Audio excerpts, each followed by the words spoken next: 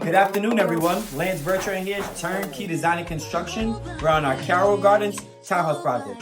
Today, we're back in the bathroom, and we're back looking at bathroom guts.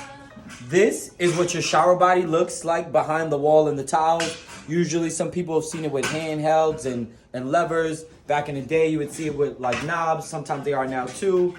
These are the water lines. That's gonna feed the shower head. This is the hot water and cold water feeding all into the main water line. Over here is going to be the toilet. This is where the toilet drains into under the waistline.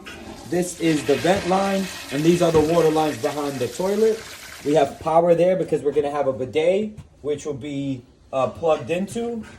And then we also have the bathroom sink. These are the water lines for the bathroom sink and the waistline where the sink drains into, which all feed into this new main stack pipe that we installed.